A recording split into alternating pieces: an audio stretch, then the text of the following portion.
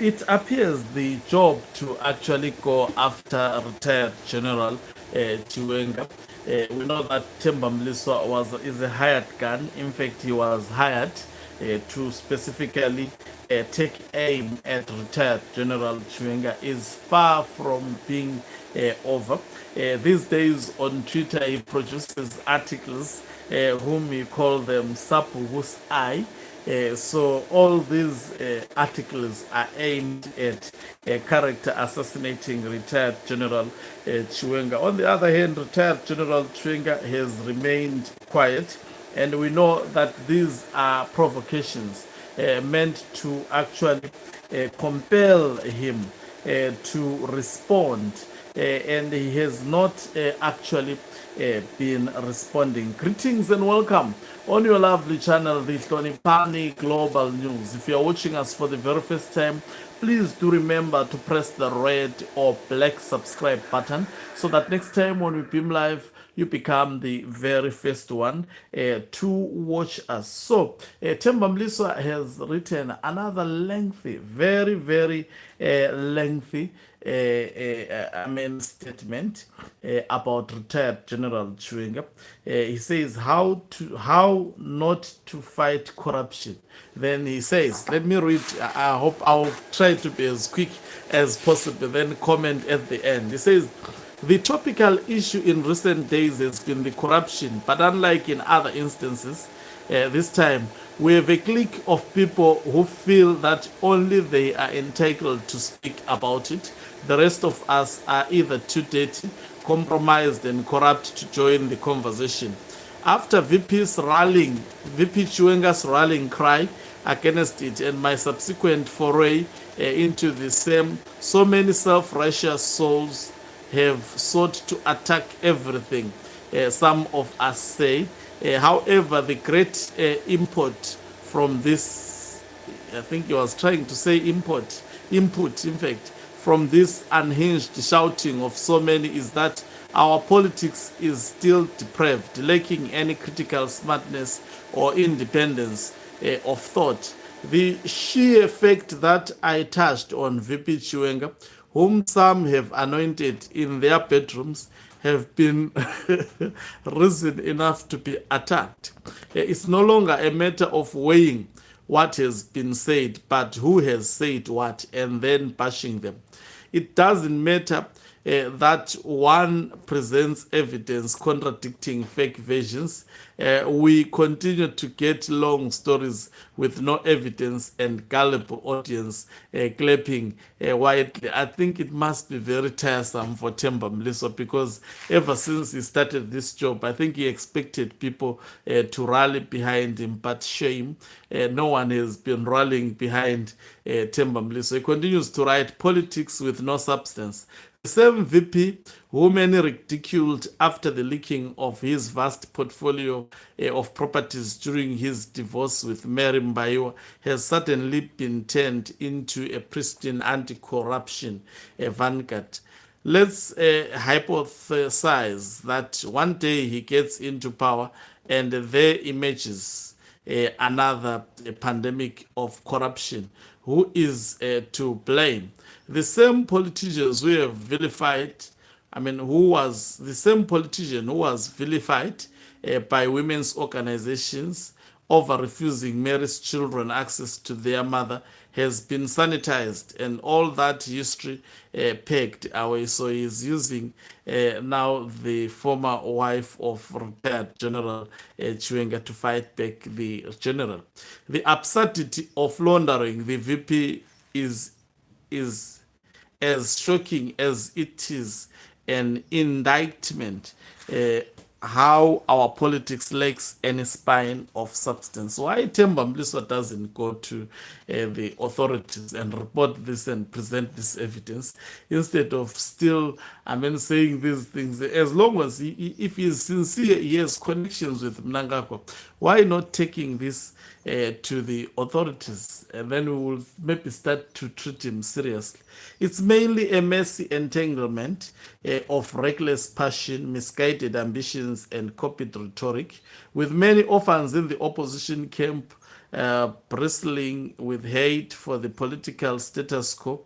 An easy ticket to populism is to simply project defiance, however misguided, against current leaders, at the risk of blowing on many of the issues which have been going around.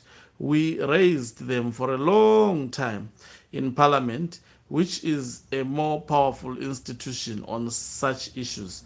We dealt with the Wicknell Chivayokwanda issue and interrogated him in Parliament until the issue was dealt with by the courts. Takwire Sakunda also appeared before the Public Accounts Parliamentary Portfolio Committee.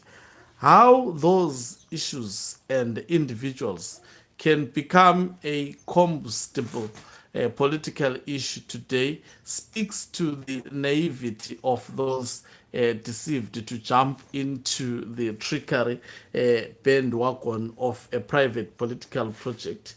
What is the definition of being corrupt? That's Temba Mliswa schooling us. Certainly, I've been assailed with accusations of being corrupt myself. The same old stories have been repeated, but they are all a collection of false stories and half truths. Some are said are cases which have been gone to court and were dealt with by competent personnel. However, some of accusations are themselves an indictment of the shallowness of our politics. How does anyone with a functioning mind accuse me of stealing a farm? It's a fact of history that at one point government roles under which farms were retaken by black people. Many of you refused and said Ndezwe ZANU PF. Yet today there is a silent stampede for farmland by those shunned the same program. Worse are those who are actually crafting a revised revision of history and accusing people like myself of stealing farms from white people. What was stolen is your capacity for critical thinking. You cannot frame me as corrupt first and then retrace steps into the past, inventing and reframing events to fit your desired narrative. This very act of choosing whom you want to frame as corrupt is the reason why I questioned VP Chiwenga's campaign. The definition of what corruption is shouldn't be changed and selectively applied. Corruption by any other name or individual remains corruption. I cannot be corruption only when it suits a specific political agenda. That's the English of Temba Mliswa. This week I raised the clear case of innocent individuals who are about to lose US 1.6 million after being given eviction notices. Instead of engaging with the facts of the matter, many are running with political contrivances. Despite given evidence, many have chosen to gulp palliative political dross fed by their preferred side. It shows how our mindset have become clogged with politics. We can no longer relate or deal with issues based on their own merit. That is hazardous. We are into politics every day and can no longer engage safely. The unfortunate result is that many leaders who are corrupt are escaping through the gaps created by too much politics. We are defending rogue leaders because we support them. So Chiwenga is a rogue leader. At times, issues have to be dealt with on their own merit. Some of us have been raising corruption issues for years and without being paid, slogging away in the mud, trying to make a change in the country. That is why there are so many videos which social media activists have been in which I query the conduct of many in government. Just as now, I have never shied from anyone, defending or protected anyone from investigations, but have repeatedly called for action. The only difference is that people today, your polarized mind had created camps and allocated me a spot in one of your choice. Otherwise, I remain the same me, fighting against corruption with the same conviction, fearing no one and respecting everyone. Let me take three comments. Someone says, you can't fight corruption by writing long essays, defending yourself while praising the same system that fits it. The Constitution is clear, no one is above the law, yet you speak as if corruption is a political fashion show. You were in parliament when looters flourished, when tenders were stolen, when the auditor's general report gathered dust. Now you cry purity, please. The truth, the truth is this: Zimbabwe's corruption thrives because people like you talk more than they act. Sanitize the powerful, Bana Katie, and redefine theft as politics. Stop preaching integrity from the same barrel of rot you helped steer. What an answer. Someone says, hey, Mr. Westwood, please relaunch your bid to repossess what rightfully belongs to you. Disregard the name dropping of the Karula's self-appointed village head, Temba Mliswa. No public office in Zimbabwe supports such illegality. Someone says ZANU-PF is corrupt, Temba. Meanwhile, in your long essay, you conveniently did not mention Paul and Noshio Motors. What happened? Is that company a farm? Was Westwood a farmer? Someone says, I'm tempted to read more because people are responding well to Temba Mliswa. Temba, yes, indeed you have a point.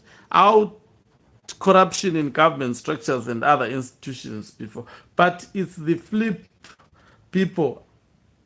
But if it's the flip people are not happy with, you are now attacking those who point out corruption. Obviously, you are inconsistent. You see, a lot of people actually have tackled Temba Mliswa. What he actually writes in that essay, in his defense, he is actually pointing to the very same things he is doing and he has been accused of. Thank you very much for watching us. If you're watching us for the very first time, please do remember to press the red or